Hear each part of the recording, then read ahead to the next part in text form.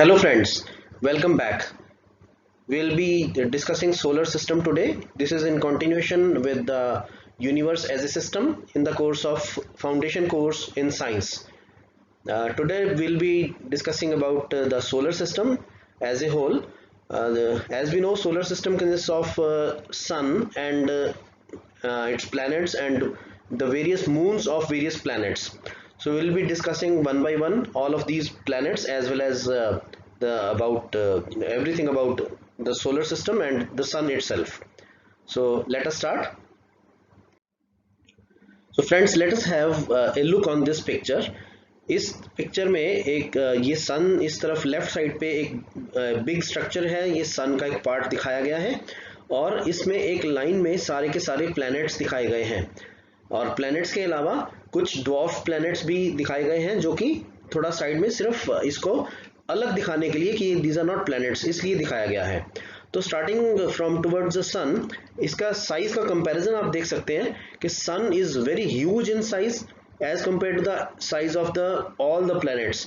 और अगर हम देखें कि जो साइज है के मामले में वो जुपिटर और सैटर्न, जुपिटर इनमें से सबसे बड़ा है और सैटर्न भी ऑलमोस्ट उसकी जुपिटर के साइज का कह सकते हैं, लेकिन फिर भी ये सब मिला के भी इन सबको देखने के बाद भी सन के मुकाबले में किसी भी का भी साइज बराबर या उसके आसपास भी नहीं है। तो starting from this counting towards the planets जो भी सन के आसपास हैं हमारे सोलर सिस्टम में, तो first is Mercury, this is very small in size. Then Venus again slight bigger लेकिन बहुत छोटा है। अर्थ बहुत ही छोटा है, ब्लू प्लैनेट जिसको बोलते हैं। फिर मार्स है, रेड प्लैनेट। जुपिटर, जुपिटर अचानक ही सबसे बड़ा हो गया इनमें और बहुत ह्यूज साइज है as compare to other planets. Saturn है, इसके आसपास ये रिंग होता है, this is called ringed planet. Uranus है, नेपच्यून है। ये यूरेनस और नेपच्यून तो हम नंगी आंख से देख भी नहीं सकते हैं फ्रॉम अवर अर्थ, बाकी सैटर्न तक हम नंगी आंखों से भी देख पाते हैं, कभी कभी क्लियर स्काई में ये दिखते हैं प्रोवाइडेड हमें इनकी एग्जैक्ट लोकेशन और डायरेक्शन पता हो। तो किसी टाइम पे अभी कुछ ही साल पहले तक प्लूटो भी हम प्लैनेट्स में गिनते थे, लेकिन प्लूटो अब एक तो उसका साइज बहुत छोटा है और वैसे भी जो उसकी ऑर्बिटिंग पाथ है वो इंटरसेक्ट करता है with the path of other planets, इसलिए उसको आप प्लैनेट नहीं मानते हैं। तो there are 8 planets in our solar system, Mercury, Venus, Earth, Mars, Jupiter, Saturn, Uranus और नेपच्यून। और कुछ ड्वार्फ प्लैनेट्स भी हैं इधर, ये एक सीरीज होता है और एक प्लूटो है और अभी एक अननेम्ड है, दिस इज 2003 UB312। तो ये अभी ऑब्जर्वेशन के अंडर है, दीज आर लेकिन वेरी ड्वार्फ प्लैनेट्स, बहुत छोटे साइज हैं इनके। तो हमारे जो हिंदी में भी हिंदुस्तानी हमारे जो ग्रंथ मिलते हैं उनको भी इन ग्रहों का नाम दिया गया है, जैसे Mercury is called Budha, Venus is called Shukra, Earth Prithvi, Mars Mangal, Jupiter Brihaspati, Saturn Shani, Uranus Arun, Neptune Varun and Pluto Yam. Pluto Yam जो है अब हम प्लेनेट नहीं है, लेकिन जो हिंदुस्तानी माइथोलॉजी है प्लस एस्ट्रोलॉजी है या एस्ट्रोनॉमी है उसमें इन सबको प्लेनेट माना गया है। इवन एस्ट्रोलॉजी में तो सन को भी एक प्लेनेट ही माना गया है। तो यहाँ के ग्रह जो है वो और तरह के प्लैनेट्स हैं, उनकी जो बेसिस है वो डिफरेंट है, लेकिन साइंटिफिक जो बेसिस है वो बीइंग ए प्लैनेट और सोलर सिस्टम का जो पार्ट है, ड्वार्फ प्लैनेट या मून, उसके जो प्रिंसिपल्स हैं वो अलग किस्म के हैं। तो चलिए जानना शुरू करते हैं सबके बारे में धीरे धीरे। तो पूरे सोलर सिस्टम में है क्या क्या, N inventory of solar system. Inventory of solar system का मतलब जो सोलर सिस्टम के अंदर चीजें आती हैं, इसमें क्या होता है, जो अर्ली एस्ट्रोनॉमर्स थे उनको क्या क्या पता था इनमें, क्योंकि अर्ली एस्ट्रोनॉमर्स के पास इतनी सहूलियतें नहीं थी, इतने टेलीस्कोप्स नहीं थे, ऑब्जर्वेटरीज नहीं थी, जिनके कारण उनकी लिमिटेड नॉलेज थी।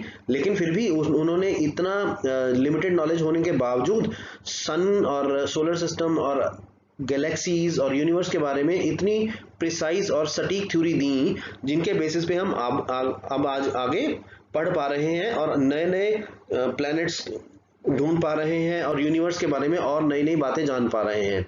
तो अर्ली एस्ट्रोनॉमर्स जो थे उनको क्या क्या पता था? उनको पता था मून है, स्टार्स हैं, mercury, Venus, Mars, Jupiter, Saturn, comets and meteors हैं यूनिवर्स के अंदर। जो उनको नहीं पता था उनमें क्या आता है कि सोलर सिस्टम हैज 165 मून्स। पूरे सोलर सिस्टम के अंदर जितने भी प्लैनेट्स हैं उन सबके अगर मून्स मिला लिए जाएं तो वो they come out to be 165। One star that is the sun itself, 8 planets, not 9, 8 planets, 8 asteroids and more than 100 Kuiper belt objects more than 300 kilometre in diameter। तो ये सब चीजें हैं। इनके अलावा ये जो बड़ी चीजें हैं उनका अकाउंट है, और जो स्मॉलर चीजें हैं, छोटी चीजें हैं, that is smaller asteroids, comets and meteoroid. ये सब चीजें हैं जो अर्ली एस्ट्रोनॉमर्स को नहीं पता थी, और ये जो रिसेंट स्टडीज के बाद ऑब्जर्वेशंस हैं और पता चला है, फाइंडिंग्स हैं, उनके बारे में ये सब चीजें पता चली हैं। तो लेकिन एडवांसेस हर रोज नए नए हो रहे हैं यूनिवर्स के फील्ड में, तो खास करके हर रोज ही कुछ ना कुछ देखने को मिलता है। लेकिन we won't go into the latest details, हम किसी लिमिट में रहेंगे, और लेकिन जो कुछ भी हमें बेसिक नॉलेज होनी चाहिए यूनिवर्स के बारे में वो हम जानने की कोशिश जरूर करेंगे।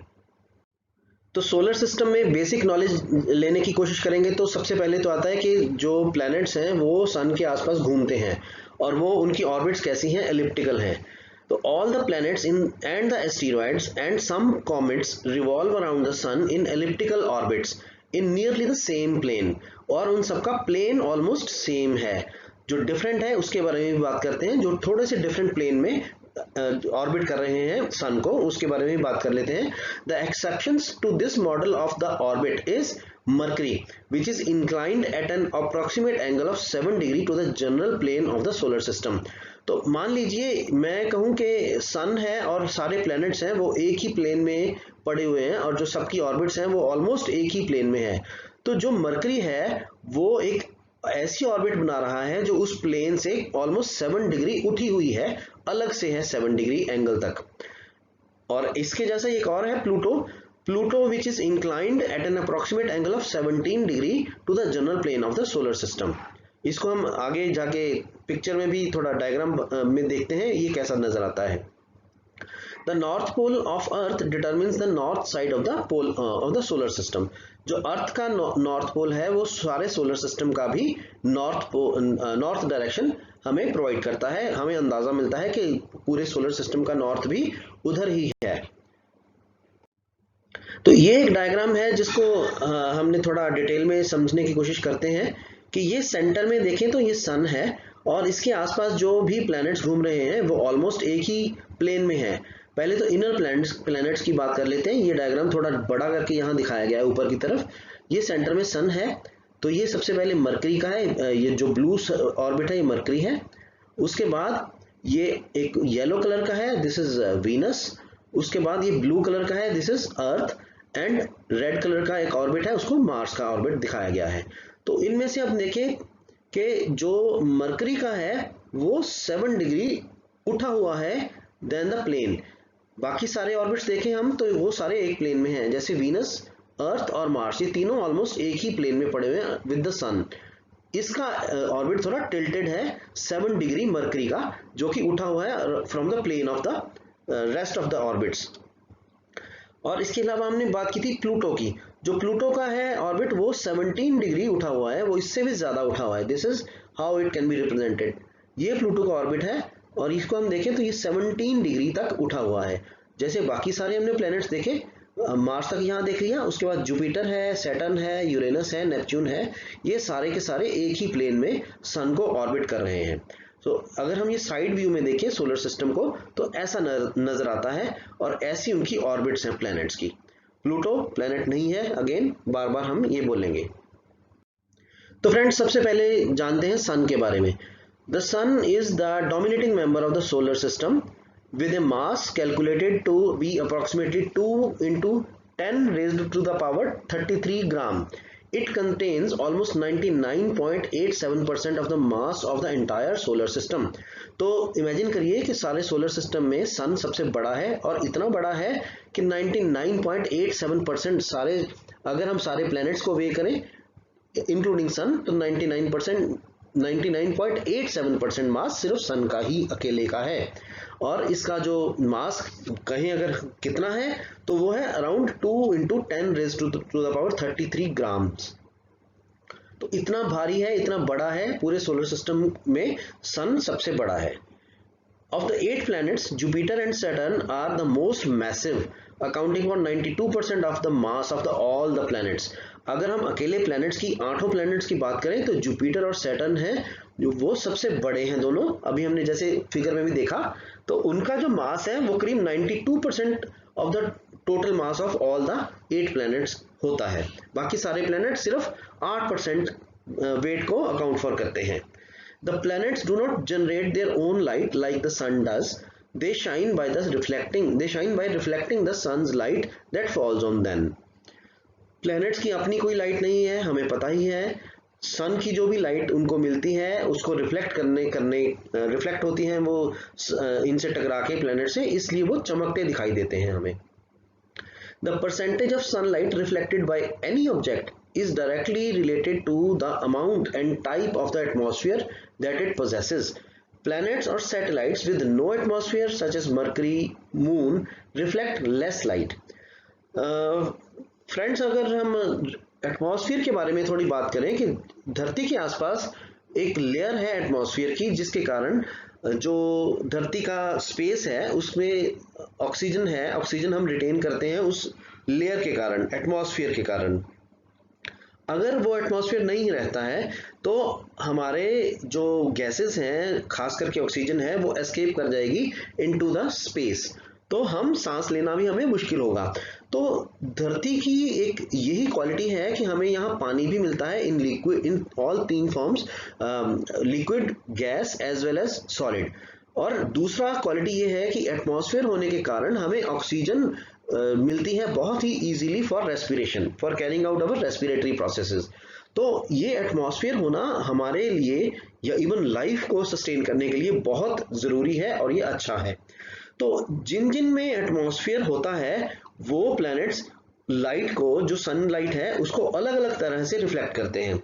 जो डायरेक्टली रिफ्लेक्ट करते हैं, जो रिफ्लेक्शन है सनलाइट का वो डायरेक्टली प्रोपोर्शनल है, डायरेक्टली रिलेटेड है to the amount and type of atmosphere it possesses. जिनका कोई भी एटमॉस्फेयर नहीं है, जैसे मरकरी या मून है, वो लेस लाइट रिफ्लेक्ट करते हैं, उन पे लाइट एब्जॉर्ब हो जाती है ज़्यादा, क्योंकि एटमॉस्फेयर नहीं है। तो जो एटमॉस्फेयर में गैसेस हैं, सस्पेंडेड पार्टिकल्स हैं, ज़्यादातर लाइट उनसे रिफ्लेक्ट बैक हो जाती है।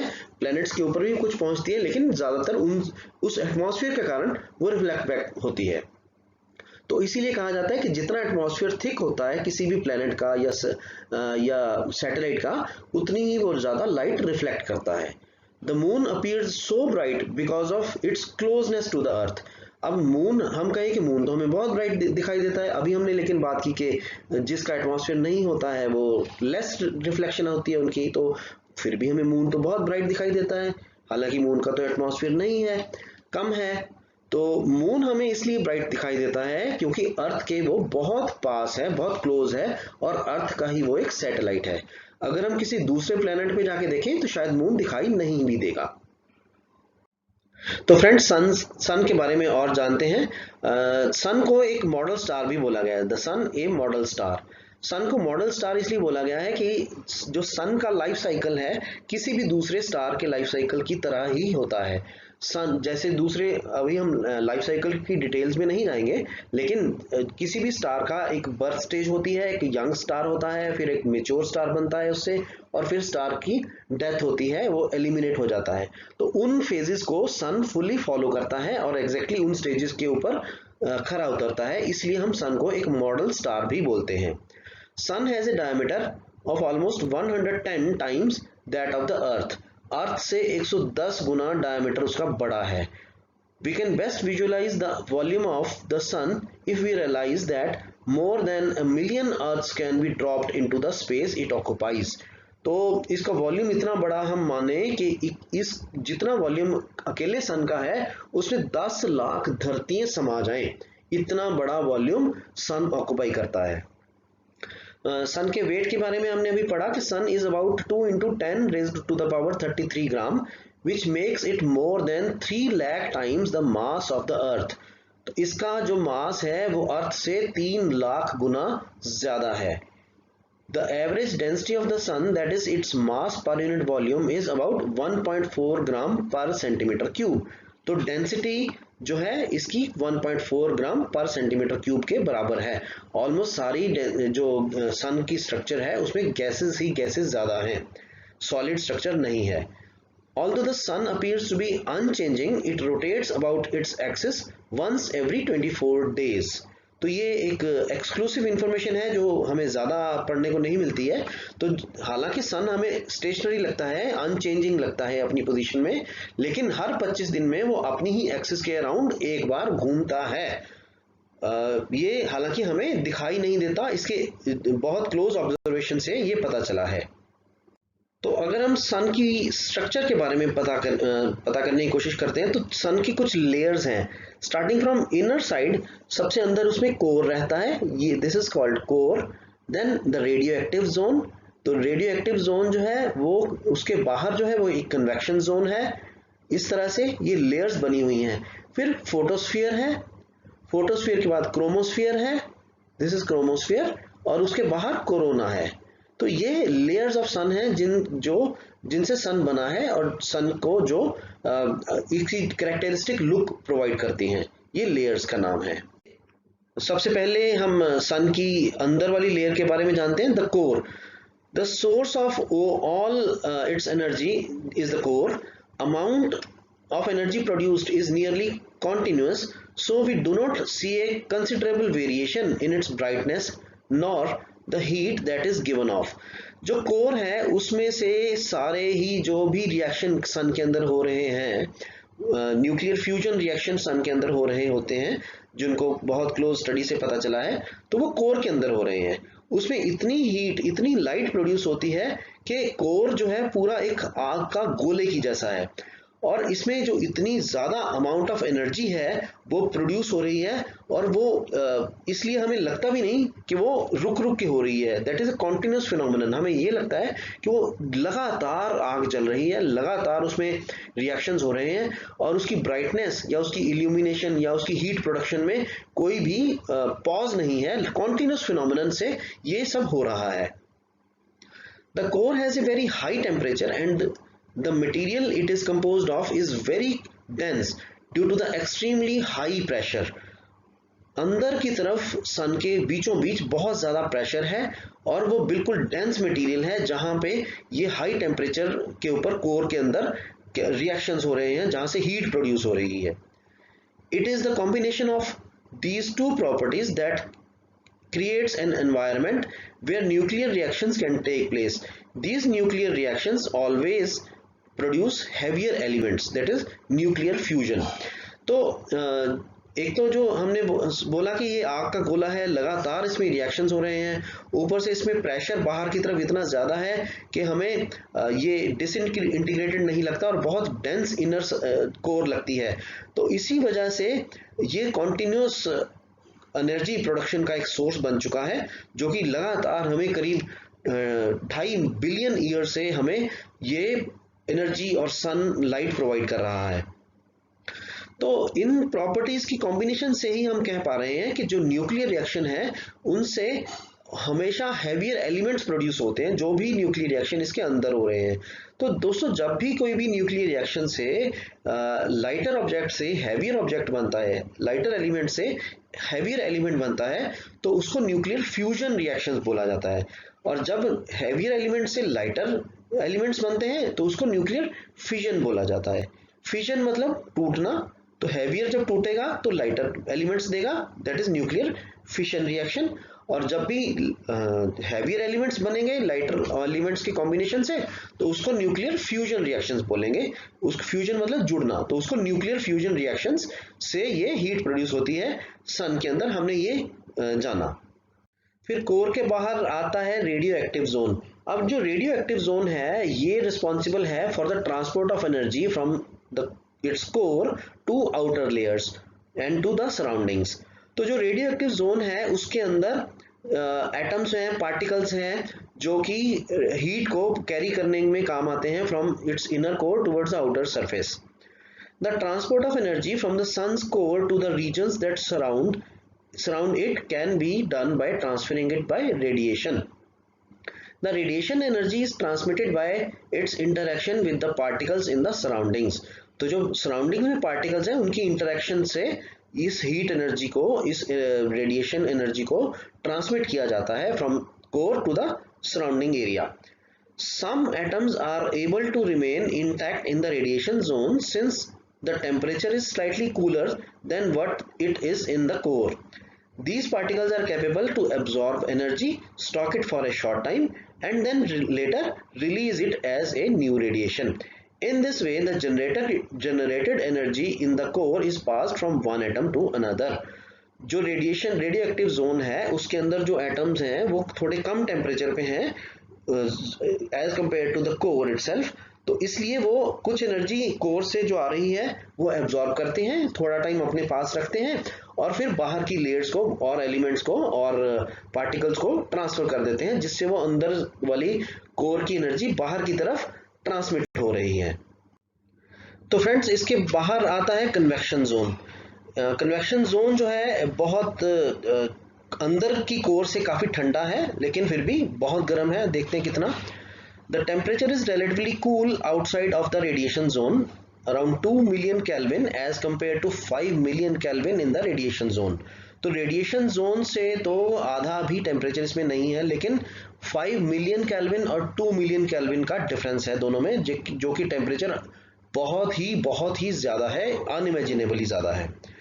The atoms are heated up by absorbing the energy and rise through the convection zone, bringing this energy, the heat energy towards the surface. तो इस तरह से convection zone के अंदर से भी जो ट्रांसफरेंस ऑफ हीट है from inner side from the core and जो इंटरनल रेडिएशन जोन था उसके बाहर जो कन्वेक्शन जोन एक ट्रांसफर ऑफ एनर्जी के तौर पे काम करता है. जो कन्वेक्शन जोन है उसका टेम्परेचर करीब 2 मिलियन केल्विन है और जो रेडिएशन जोन है उसका टेम्परेचर करीब 5 मिलियन केल्विन नोट किया गया है. Then outer to the convection zone comes the photosphere. अब फोटोस्फीयर क्या है? The photosphere is also named apparent surface of the sun. Since the sun is wholly made of gas, there is no solid surface. तो solid surface sun के अंदर कोई नहीं है, सारी की सारी गैसेस से ही सन बना हुआ है. However, when we observe the sun, there is a depth past which the density of the gas becomes so high that we cannot see through it. This region is called photosphere. लेकिन सन को जब हम observe करते हैं तो कुछ depth के अंदर तक वो गैसेस ही इतनी ज़्यादा डेंस हो जाती हैं कि जिनके पार हमें देखना मुश्किल हो जाता है. उस डेंसिटी के थ्रू हम देख नहीं पाते हैं और जो वो डेंस लेयर बन जाती है उसी को फोटोस्फीयर बोलते हैं. जैसे अगर ये सारी की सारी लेयर्स हम देख पाते तो जब भी हम सन को देख पाते थ्रू फिल्टर्स या थ्रू टेलीस्कोप के अंदर फिल्टर्स लग जाते हैं उनके थ्रू देख पाते, तो ये सारी की सारी लेयर्स तो हमें यहीं से दिख जानी थी. लेकिन ऐसा होता नहीं है. जो फोटोस्फीयर है वो इतना डेंस लेयर बन जाती है कि उसके आगे हम देख नहीं पाते हैं. वो ज्यादा ऑब्जर्वेशन साइंटिफिकली जो स्टडी करते हैं उनको पता चलती हैं ये चीजें. This is the disk that one sees in the sky when one looks at the sun through a telescope that has a filter or as a projection on, for example, a sheet of paper. तो चाहे तो हम telescope के अंदर filter लगा के उसको देखें या किसी शीट ऑफ पेपर या स्क्रीन के ऊपर उसकी प्रोजेक्शन बनाएं हम उसकी इमेज की, तब वो हमें दिखाई देता है. अदरवाइज जो फोटोस्फीयर है, हम पूरा सन अगर देखें तो हमें फोटोस्फीयर ही दिखाई देता है. एक आग का गोला पूरा चमकता हुआ, उसी को हम फोटोस्फीयर बोलते हैं. Then next outer layer is the chromosphere. The chromosphere is the layer above the photosphere and is thicker than it. तो ये जो क्रोमोस्फीयर है ये फोटोस्फीयर से भी थोड़ा थिक है. With a very low density, इसकी डेंसिटी बहुत ही कम है जबकि फोटोस्फीयर की डेंसिटी ज्यादा थी. It is impossible to observe it without narrow band filters or during a total solar eclipse due to the brightness of the photosphere behind it. जो इसके पीछे फोटोस्फीयर है वो खुद ही इतना ब्राइट है क्योंकि सारी की सारी जो सन के अंदर वाली लाइट है वो फोटोस्फीयर से ही रिफ्लेक्ट होनी है। तो फोटोस्फीयर इटसेल्फ इतना ब्राइट है कि उसके जो बाहर वाला क्रोमोस्फीयर है, हम उसको जब तक नैरो बैंड फिल्टर्स नहीं लगा लेते तब तक हमें ये दिखाई नहीं देता है। जो फोटोस्फीयर है उसकी ब्राइटनेस इतनी ज़्यादा है उसके कारण। तो या तो हम नैरो बैंड फिल्टर्स के थ्रू इसको देख पाते हैं, या जब टोटल सोलर एक्लिप्स होता है, जो पूर्ण सूर्य ग्रहण जिसको हम बोलते हैं, तभी उसी टाइम पे हम इस क्रोमोस्फीयर को देख पाते हैं। Furthermore, it's less dense than the photosphere।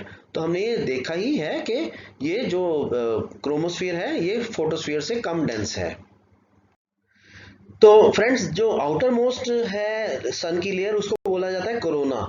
Corona जो है एक पूरा का पूरा जो बिल्कुल थिन मटेरियल है, मटेरियल भी नहीं है, एक गैशियस फॉर्म में है, और जैसे फ्लेयर्स ऑफ फ्लेम्स होती हैं उसको ही कोरोना बोला जाता है बेसिकली। तो इसके बारे में क्या है ये जानते हैं हम। It is the biggest and the least dense structure of the sun and it surrounds the sun. जो सन के आसपास वाला शाइनी है, हेलो की तरह है, और फ्लेयर्स ऑफ फ्लेम्स हैं, उसको कोरोना बोला जाता है। Composed of plasma escaping from the sun that reaches about 1 lakh Kelvin but with a density even lower than the chromosphere। जो इसकी डेंसिटी है क्रोमोस्फीयर से भी कम है। फोटोस्फीयर सबसे ज्यादा डेंस था, फिर क्रोमोस्फीयर था और कम डेंस था, और कोरोना है इससे भी कम डेंस है, और इसका टेम्परेचर इतना ज्यादा बढ़ जाता है कि डेंसिटी खुद ब खुद इसकी कम हो जाती है। और ये किससे कंपोज्ड है? ये प्लाज्मा है। प्लाज्मा का मतलब ये होता है कि जब भी हम किसी भी गैशियस स्ट्रक्चर को इतना ज्यादा हीट कर देते हैं कि उसके अंदर के पार्टिकल्स सुपर एक्टिवेटेड स्टेट में आ जाते हैं, तो उसको हम प्लाज्मा बोलते हैं। तो जैसे हम CFL ट्यूब्स में देखते हैं, तो CFL ट्यूब्स जो है एक प्लाज्मा की एग्जांपल है। तो इसी तरह ये एक सन जो है, इसका जो कोरोना वाली लेयर है वो प्लाज्मा स्टेज में है। तो सारा जो अंदर से हीट प्रोड्यूस हो रही है उसको फ्लेयर्स के माफिक, उसको फ्लेम की जैसे शाइनी हेलो है उसकी तरह वो स्प्रेड कर रहा है into the inter planetary space. Furthermore, the solar wind transports the material of the corona out to the interplanetary medium. From Earth, the corona is visible during a total solar eclipse only। तो जो solar winds हैं, solar की wind जो sun के आसपास हवा चल रही है और वो जो अंदर की हीट को ट्रांसमिट कर रही है इनटू द इंटरप्लेनेटरी मीडियम, वो कोरोना में होता है। और जब भी हम अर्थ से देखते हैं कोरोना सिर्फ तभी विजिबल है जब पूर्ण सोलर एक्लिप्स होता है, पूर्ण सूर्य ग्रहण होता है, उस सब सिर्फ तभी हमें इसका जो कोरोना है उसका स्ट्रक्चर दिखाई देता है। तो फ्रेंड्स, सन की लेयर्स के बारे में जानने के बाद हम आते हैं सन स्पॉट्स के बारे में जानने के लिए। तो सन स्पॉट्स क्या हैं?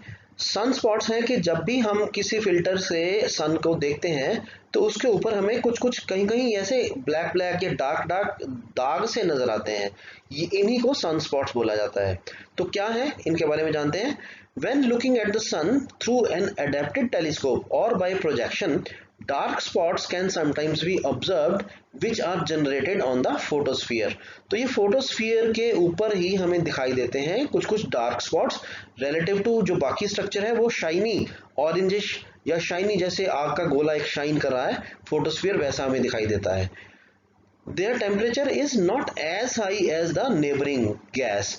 जो भी सराउंडिंग गैस है उसका टेम्परेचर इन सनस्पॉट से कहीं ज्यादा है। Because the temperature of the sunspots vary from 3000 to 4500 kelvin with the temperature around that is 5780 kelvin. तो जो सराउंडिंग गैस है उसका करीब 6000 केल्विन तक टेम्परेचर चला जाता है, लेकिन सनस्पॉट्स में टेम्परेचर कम है, वो 3000 से 4500 केल्विन तक रहता है। तो ये सनस्पॉट्स का फंक्शन क्या है? सनस्पॉट्स जो इसका फंक्शन है ये है, इट इज जो very high concentration of magnetic field lines हैं, they enter and exit the sun through these sunspots. जो concentration of magnetic, very high concentration होती है मैग्नेटिक फील्ड लाइन की, वो इन सनस्पॉट्स के थ्रू ही सन के अंदर एंटर या एग्जिट करती हैं। Sun spots usually pop up in pairs और इन ग्रुप्स, या तो वो पेयर्स में नजर आते हैं या ग्रुप्स में भी नजर आते हैं हमें sun spots. And they usually appear in the belts to the north and south of the sun's equator. अगर हम सन का इक्वेटर देखें, जैसे ये ऊपर और नीचे सन के पोल्स हो गए हैं और इक्वेटर ये मिडल में, ये मान लीजिए वेस्टर्न इक्वेटर है और ये ईस्ट इक्वेटर है। तो अगर हम इसकी एक लाइन ज्वाइन करें तो ये this becomes the equator line. तो इस इक्वेटर लाइन के नॉर्थ में एक बैंड देखें हम और एक बैंड साउथ में देखें, तो ज्यादातर सनस्पॉट्स इस नॉर्थ और साउथ वाली बेल्ट के अंदर हमें दिखाई देते हैं या मिलते हैं। The number of sunspots increases and decreases in a cycle of every 11 years. In the long term, there are periods of low number of sunspots as well as high number of sunspots. तो हर 11 साल के बाद इन sunspots को या तो ज़्यादा number में देखा जा सकता है या वो एकदम कम हो जाते हैं 11 साल के बाद। तो इनका ये हर 11 साल के बाद का प्रोसेस हमें दिखाई देता है, ऑब्जर्व करते हैं हम, जब वो ज़्यादा नंबर में दिखाई दे या हो सकता है वो कम नंबर में दिखाई दे। Then we come on to the solar flare. तो सोलर फ्लेयर एक फिनोमिनन है, जैसे हम कभी आग जला के बैठे हों, लकड़ियों की आग जला के हम उसके आसपास कभी आग सेकने के लिए सर्दियों के मौसम में बैठ जाते हैं, तो हम देखते हैं कि कभी कभी एक फ्लेम थोड़ी बड़ी होके उठती है और फिर आराम से वो वापस अपनी शेप में चली जाती है। उसको बोला जाता है कि ये सन जो फ्लेम थी वो फ्लेयर अप की और फिर वो फ्लेयर वापस चला गया। तो ऐसे ही सन के सरफेस से भी आग की फ्लेयर्स हमें दिखाई देते हैं, जिनको हम सोलर फ्लेयर बोलते हैं। तो sun spots and solar flares indicate the sun's activity. Sun की एक्टिविटी के बारे में पता चलता है हमें सन स्पॉट्स और सोलर फ्लेयर से। The sun usually ejects material containing huge amount of energy from its chromosphere and corona in the form of flares. Chromosphere और कोरोना के लेयर से सन अपनी जो मटेरियल है, हीटेड मटेरियल है, एनर्जी है, वो स्प्रेड आउट करता है। उसी को जो मटेरियल एनर्जी वाला मटेरियल स्प्रेड आउट हुआ, इजेक्ट हुआ, उसको हम सोलर फ्लेयर बोलते हैं। From Earth, these flares are observed as a flash of light that increases the brightness of sun in that region. तो हम अगर देखें कि सन की साइड में से बहुत बड़ा सोलर फ्लेयर निकला, कभी कभी ये ऑब्जर्व करते हैं हम अर्थ से, तो उस रीजन में जब ये फ्लेयर निकलता है तो वहां पे उसकी जो ब्राइटनेस है वो बहुत बढ़ जाती है। Sometimes these flares are extremely powerful and the material ejected, typically electrons and hydrogen atoms, escape from the sun's gravitational field so that they are free to travel through the solar system. तो ये कई बार इतने ज़्यादा powerful होते हैं कि जो इनके अंदर मटेरियल जैसे इलेक्ट्रॉन्स हैं और हाइड्रोजन एटम्स हैं वो इजेक्ट होते हैं, तो वो इतने पावरफुल होते हैं, इतनी स्पीड से निकलता है वो फ्लेयर कि वो सन के ग्रेविटेशनल फील्ड से भी बाहर चला जाता है और वो सोलर सिस्टम के अंदर कहीं भी जाने के लिए, ट्रेवल करने के लिए फ्री हो जाता है। तो एक और फिनोमिनन है द सोलर विंड, इसके बारे में जानते हैं। Most of the sun's family is continuously based in an outflow of material consisting of streams of electrons and protons from the sun's atmosphere which is called the solar wind. Sun के अंदर से जो भी material eject out हो रहा है उसमें streams of electrons और प्रोटॉन्स भी शामिल हैं। तो जब ये स्ट्रीम्स ऑफ प्रोटॉन्स और इलेक्ट्रॉन्स इजेक्ट आउट होती हैं फ्रॉम द सन्स एटमॉस्फेयर, तो उसको हम सोलर विंड बोलते हैं। उसी को कहा जाता है कि ये in the form of solar wind electrons और प्रोटॉन्स की स्ट्रीम्स इजेक्ट आउट होती हैं from the sun's atmosphere. About 1 million ton material is removed every second from the sun in the form of solar wind. तो solar wind के रूप में हर second में करीब 1 मिलियन टन मटेरियल सन के एटमॉस्फेयर से निकल रहा है। These charged particles react with the atoms of the Earth's atmosphere to produce very spectacular northern lights, जिनको हम बोलते हैं aurora borealis at the North Pole and southern lights as aurora australis in at the South Pole. तो जब भी ये solar wind अर्थ के, ये अर्थ है, देखिए इसको अर्थ के में डिपिक्ट किया गया कि ये अर्थ बहुत छोटा है और सन बहुत बड़ा है। जब ये सोलर विंड स्प्रेड आउट करती है in the all the directions, तो ये जो धरती की एटमॉस्फेयर में एंटर हो जाती हैं, तो धरती के एटमॉस्फेयर के ऊपर की तरफ नॉर्थ पोल है और नीचे की तरफ साउथ पोल है। तो जब नॉर्थ पोल और साउथ पोल के इलेक्ट्रॉन से ये इंटरेक्ट करते हैं, चार्ज पार्टिकल से इंटरेक्ट करते हैं, तो यहाँ पे एक बहुत खूबसूरत लाइटनिंग प्रोड्यूस करते हैं ये। तो इस लाइटनिंग को वेरी स्पेक्टेकुलर होती है वो देखने में, तो इनको नॉर्दर्न लाइट्स और सदर्न लाइट्स बोला जाता है। तो नॉर्दर्न लाइट्स हैं वो नॉर्थ पोल पे दिखाई देती हैं और सदर्न लाइट्स हमें सदर्न पोल पे दिखाई देती हैं ऑफ द अर्थ। तो ये एक मैग्नेटिक और atomic interaction of earth atmosphere होता है विद द सोलर विंड्स। तो ये था सोलर विंड के बारे में भी जो कुछ हमने पढ़ा, और करीब करीब ये मोटा मोटा हमने पढ़ा कि सन के बारे में ये चीज़ें हमें दिखाई देती हैं और ये सन का स्ट्रक्चर है। तो अगले लेक्चर में हम प्लैनेट्स के बारे में पढ़ेंगे। तो that was all, thank you.